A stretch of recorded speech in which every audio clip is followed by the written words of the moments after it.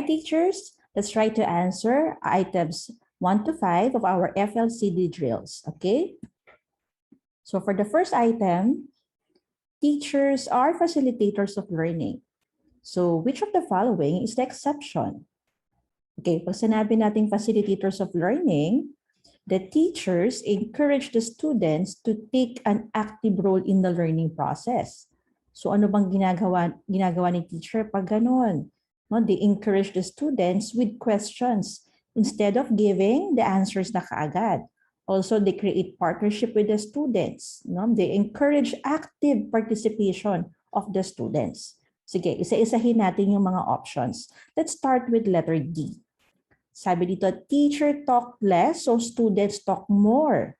No, gusto ba natin na the teacher do all the talking pag facilitating of learning? Remember, if you want facilitating of learning, ang estudyante merong active participation. So dapat the students do most of the talking rather than the teacher. So eliminate letter D. How about letter C? Teachers cater to multiple intelligences. Napansin ko, teachers, may mga pumili sa inyo ng option C. No? Remember, when we encourage multiple intelligences, no, we encourage students to interact. No? Kumbaga, we encourage active participation. So this is also a positive statement regarding facilitating of learning. So hindi to exception. So eliminate letter C. How about letter B? Teachers talk more, so students talk less. No? So sabi nga natin, no, pag ganito, kabaligtaran ng letter D. So actually, the correct answer is letter B. No? Kasi this is passive learning. The teacher do all the talking rather than the students, no, participating in the discussion. Okay? So ibig sabihin, correct answer for number 1 is letter B. I hope that tama yung mga sagot nyo, teachers, ha? How about number 2?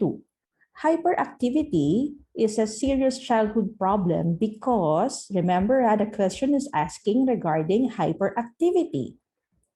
What do you think is the correct answer here? Ang hyperactivity ba ay manifestation ng retardation? Meron ba tayong problema sa cognitive? Di ba wala naman? So eliminate A. How about letter B? May problema ba tayo sa social interaction? Wala naman. So, psychosocial problem, hindi naman. So, eliminate letter B. So, ang pamimilian natin is it C or D?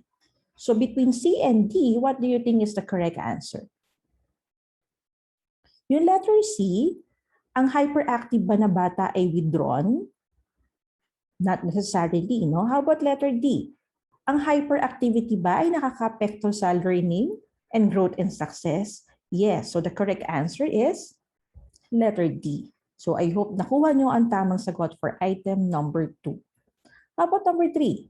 The following statements negates facilitating learning except.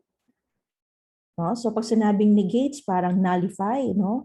So the following statements negates facilitating learning except.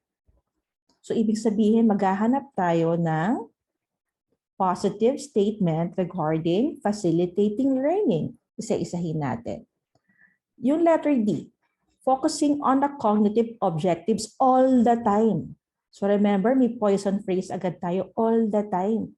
So dapat, di ba sabi natin, hindi lang puro cognitive, di ba? Lalo na kung meron tayong multiple intelligences. So eliminate letter D. Remember, we are looking for a positive statement regarding facilitating learning. How about letter C? Focusing on easily recognizable symbols. So may poison word agad dito, easily. So sabi natin, di ba, in learning, dapat, di ba, Goldilocks principle, not too easy, not too difficult. So eliminate agad yung letter C. How about letter B? Involving both sides of the brain. Actually, this is the correct answer, letter B. So dapat hindi lang tayo nag-focus on one side of the brain, but both sides, no, to encourage, to maximize, no, to maximize the potential in learning. So correct answer is letter B. Okay, next, number 4. Wanting her students to increase their participation during discussions, Teacher Sophia would like to use operant conditioning. Okay, so you cannot answer number 4 kung hindi mo alam what is operant conditioning. Remember, when we say operant conditioning, the learning occurs through punishment and reward in behavior. So by giving rewards and punishment. Okay, so let's go back to the options. So kitang-kita agad naman, no, teachers, no? So what do you think is the answer? Correct answer is letter A, no? Giving a reward or token to those who will participate. So I think most of you naman got the correct answer for item number 4. Okay? Kasi yung letter B, that is metacognitive, no? Metacognition yan, allowing them to think about thinking.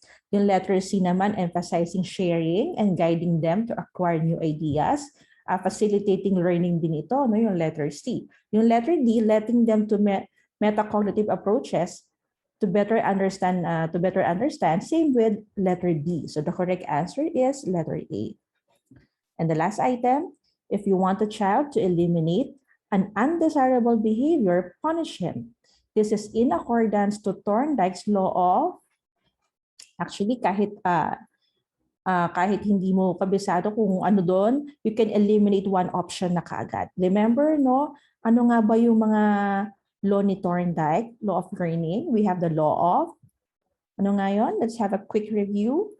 We have the law of readiness, law of exercise, and law of effect. So kung alam mo yung tatlo na yan, ma-eliminate mo agad yung option letter C. No? So eliminate C, punishment, kasi diyan kasama sa law of learning ni Thorndike. So ano kayang tamang sagot sa reward, exercise, and effect? Remember, when we say law of readiness, when one is ready to perform, to do so is satisfying. When one is ready to perform, not to do so is annoying. And one is not ready to perform, being forced to perform is annoying. So importante yung law of readiness. The second law is the law of exercise.